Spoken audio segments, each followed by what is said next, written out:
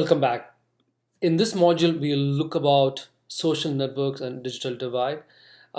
You have a very good understanding of the various mass media that operates within United States, and it's very important for us to have a look at the social media aspects, which pretty much like every one of us are using on a regular basis, and what it means for you as well as society on the whole. So let's get started. I think this is at some point earlier in the course we discussed about this infographic, and I thought it was very important. And I want you to think of what you can guess. Like this is a very important infographic. We looked at reaching 50 million users or subscribers was considered at one point a very big number. So, for instance, a telephone, it took about, can you guess? It took about 75 years for telephone to reach 50 million users. And again, it took fairly a long number for radio, TV, Facebook, and World Wide website and all that. I just want to kind of give you an understanding of what it is. I try to at least guess one of these. Maybe I think I can guess worldwide website. I think it took about 4 years, and for television it took about 13 years. And again, for Space Bus, that Angry Birds app, I think it took only about few days. So yes, we have definitely come a long way, and this is what very important. I wanted to highlight that Pokemon Go. I think it was downloaded 500 million times, and it took only about 5 months. So these numbers don't have any significance anymore because of the instant communication development that's happened in the recent past. Apps have completely changed people actually experience with so many platforms, and this is just an understanding that Pokemon Go was able to get 500 million downloads in 5 months. That's a big number, and also it also looks about the technological leap that people have taken in terms of use of technology and the use of application. So that's a very interesting infographic. And I also want you to think critically on this question. What do you use your phone for? I want you to be very specific about the purpose, and I'm going to list out what are the purpose that I use my phone for. So when you ask someone asks me like, what do I use my phone for? I think I can immediately say yes, texting. I know it's kind of crazy, right? I mean, people phone typically use for calling, but I really don't call people that much. I whatever I want to communicate, I use texting. So texting is my number one way of using my phone.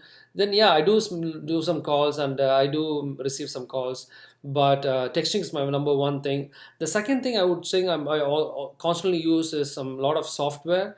I use a lot of apps. I use like WhatsApp and Instagram and Snapchat, and I use for my banking as well. I keep checking. I don't know why. It's kind of a OCD, like how much money I have in my bank. I constantly keep checking that, and how much I owe people. A banking app, I use that all the time. And then I also sometimes spend a lot of time on YouTube. Uh, I think I was just talking about someone calling me. Wait, it's my sister. So class la So yeah, talk about using your phone for. Okay, that's my sister. She wants to know what I've eaten, what I've done. So yeah, it's a kind of a different thing because here I think once you're married or once you're 18, I think you'll be done with your family. Like they won't even know what's happening most of the times. But my sister still thinks that she wants to know what I had for dinner, what I had for lunch, and all that. Anyway, I'm kind of distracted. Anyway, to the next thing I use my phone is for Google Maps. I use my navigation all the time because without that I'll be lost. And then I use for taking photographs. I know it's strange because back in those days people were using photographs like a photo camera, point and shoot, but now that's again the point convergence. Look at what your phone has become. I use this for alarm because back in those days people used an alarm to wake people up in the morning, but right now I use my cell phone because that alarm is kind of a little antiquated. I mean, I think very few of us can use alarm anymore. I think back in those days, like people like 15, 20 years, they used to use alarm at some point, but right now I use my phone to wake me up, to set alarms. I check my calendar all the time to see what's my schedule and all that. So yeah, and also I use my internet all the time. For instance, I mean, I just went to sent some mail, and they asked me to look up the address, so I was able to find the concerned people's address by looking up Google. So yeah, you use for a lot of stuff. You use search information, you bank, you I mean, I really don't buy that much on my smartphone, but I do use my laptop. I don't use that much for my phone. And I also use the transport app Uber, very handy. And I also use another app. It's a couch surfing app where it's a nice site where you can travel, and you can, it's like something similar to Airbnb, but the only thing is it's free. So yes, these are the things I use my phone for. And let's see what the statistics says. Okay, so this is the statistics from the textbook, where it says people use their mobile media for general information and search, for social media, which is obviously we also do. But games, I think I'm not that much into games, so that is not reflective of my input into the statistic. Yes, entertainment, as I told you, I do check YouTube. Yes, email, I did forgot to mention. Yes, I do check email as well. And local search and shopping, I don't do that much. And bill payment, yes, I just said that I use for mobile banking. So look at how this statistic is reflective of your personal experience with your smartphone. I mean, practically everybody has a smartphone these days, and it has made your life much more easier. I think that's what the technology is doing to you, right? So you've been pretty much doing the same thing, but with the availability of to go or on the mobile platform, it makes things easier for us. For instance, I was given a citation by the Westchester Borough. Thank you. Um, it's a complete rip-off. I know that. I know many of you will kind of fume about citations and parking citations. So I had to go pay there, but I was so lazy. I really didn't want to go and pay there, and I just paid online. But they charged me extra like $2.50 as service fee. But it's okay. I don't have to go park my car and go and pay and stand in a queue and pay that. It's okay. So how it is making easier.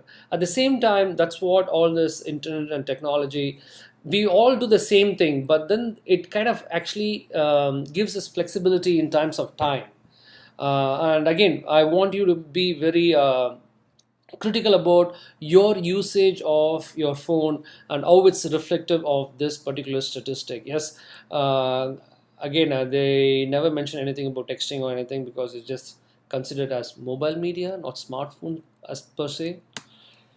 Anyway, so let's move on to the next topic, which is nothing but social network. And a social network can be defined as an internet community where users share information, ideas, personal messages, photographs, audio, and video. So there are so many platforms which deals specifically on certain aspect. For instance, when you share information, I can give an example. You can say Facebook or Twitter, or anything that you can think of, where what are you doing, what stuff that you're eating, where you're visiting, all this stuff. And again, you can pretty much be anything that you can think of, Instagram as well. And ideas, again, typically you can use any of the social media for spreading ideas. For instance, especially an idea is something that, what exactly you want to convey. You can even use the social network, but typically for sharing ideas, there is something called Reddit, where you can share a lot of this. Is kind of a discussion based website which is very popular.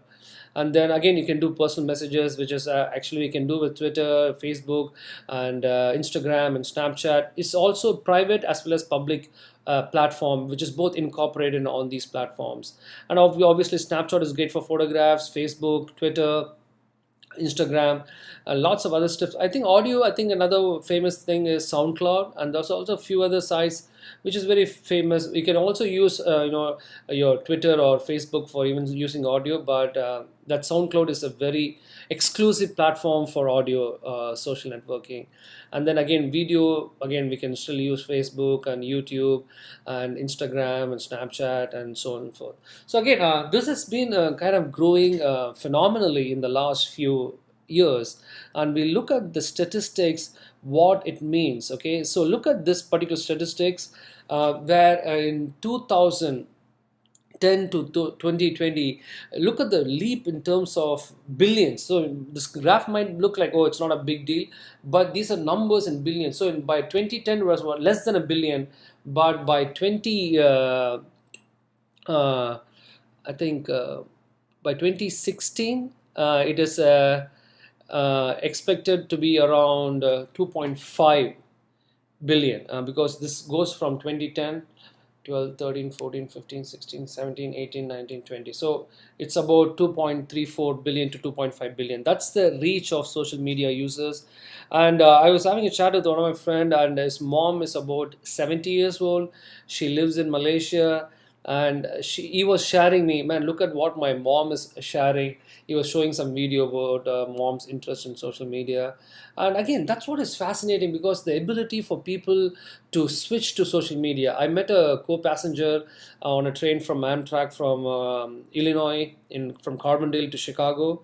She was 91, and she was so active, and she was texting that, updating a status message that she is on a train from Springfield to Chicago. So this was something like, I feel, how people are able to gel into this new environment irrespective of their age. They don't want to be left behind, and that is one of the reason social media numbers are exploding in the last few decades. So it's seen that by 2020 close to 3 billion people will be on social media, and that's a big number. And also, I just want to give you a look at some of the popular social networking websites, and this is on a monthly basis. This is an outdated figure, but Facebook is number one with 1.79 billion monthly visits. I think that's a big number, but this was like last year, and followed by YouTube, and third is Instagram, fourth is Twitter, and fifth is Reddit. Reddit has about like 234 million views. And as I told you, Reddit is more like a discussion based website. It's not very popular among many, but it has got a few hardcore followers, where it's a kind of a social news aggregators, where people can post links. You can vote your favorite comment or news up or down. So it keeps changing every day. So they have a very hardcore followers. They have about 234 million viewers on a monthly basis. But these numbers are outdated. This is the kind of the top six as of the top websites, social networking websites, with Facebook, YouTube, Instagram, Twitter, Reddit, and Vine. Vine, as you all know, it was used to be popular at one point in time, but I think it's kind of losing its place. This was from last year. Look at the latest figure. This is the latest figure for the social networking websites, where you can see Facebook achieved 2 billion, because we saw last year they had only 1.79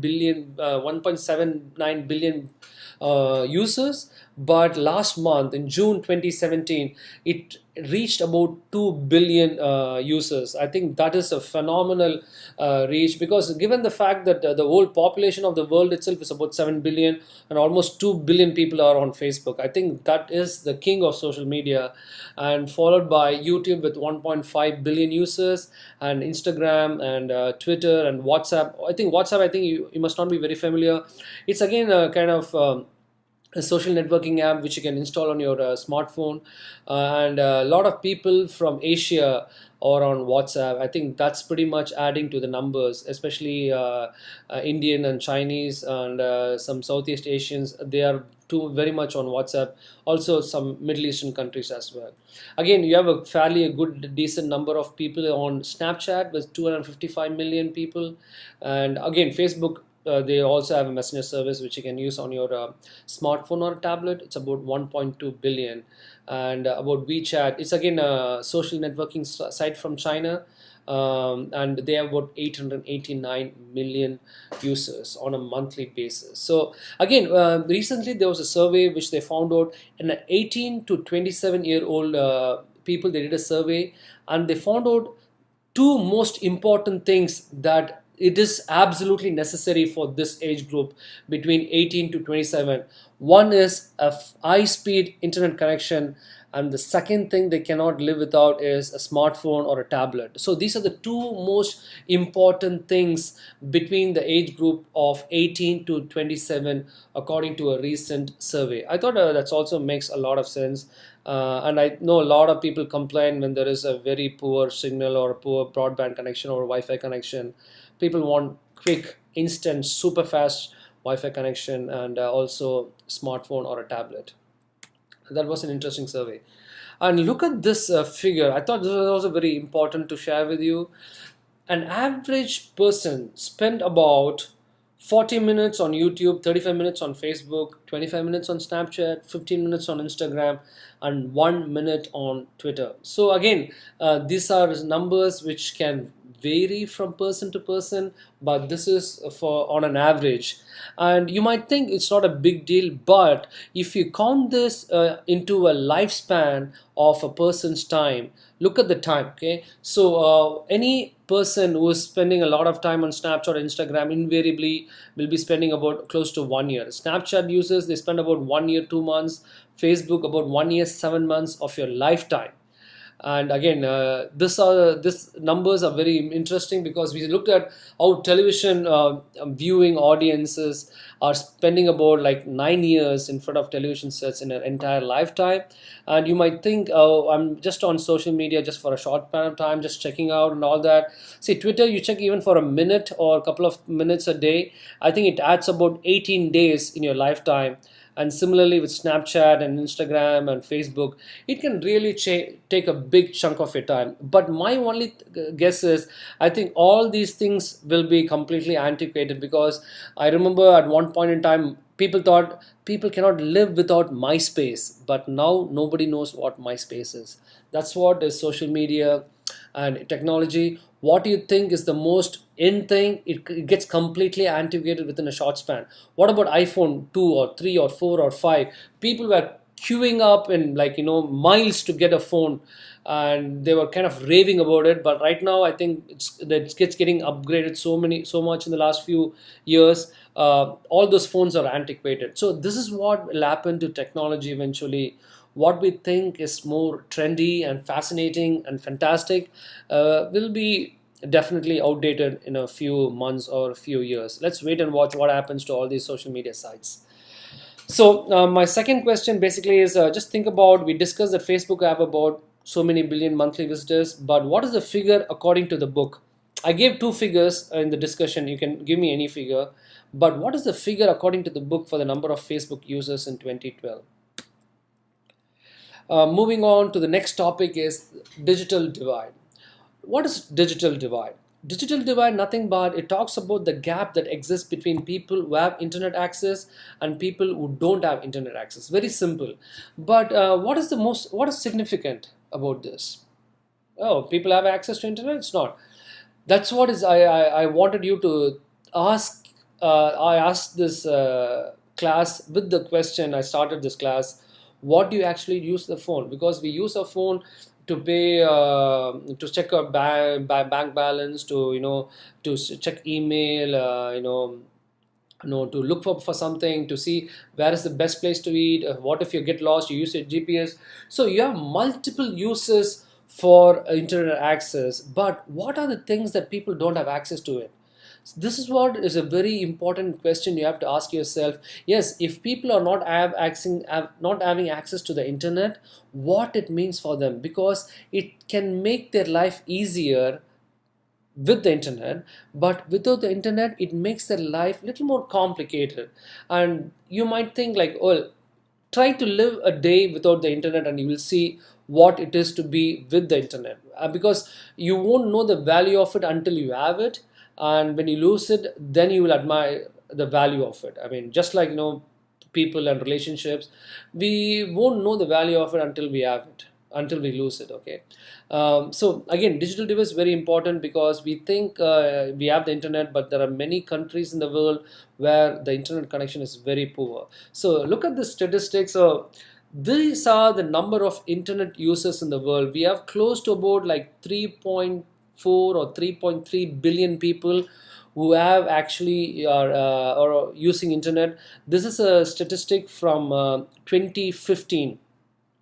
But I think the recent statistic, I think it might have gone up a little more bigger. But we have close to like 3.5 billion internet users out of a population of almost 7.5 billion. So that's an important number. Of almost only half, less than half of the people throughout the globe have access to the internet, and this figure gives you a very clear distinction of the digital divide. All these countries that you see in blue and dark blue and light blue, they have some decent amount of internet coverage in terms of the access to their population. But on the contrary, you see all the dark stuff like no, all the yellow and orange and red. It shows countries where they have very minimal access to internet. And obviously you can see Africa is completely dark. It's a dark continent in terms of the impact of technology. Many are still or yet to reap the benefit or the technological progress people have made with the use of the internet. And you can see it's pretty much all these countries in Africa and some countries in the Middle East, and then in Southeast Asia, they are pretty much don't have much access to the internet. On the contrary, you see North America, except for Mexico, and in Europe and Russia and Australia and Saudi Arabia, they have a very good connection. I think the best internet connection in the whole world, I think it must be in Japan and South Korea and some parts of Europe. And even US doesn't enjoy that much internet penetration and connectivity.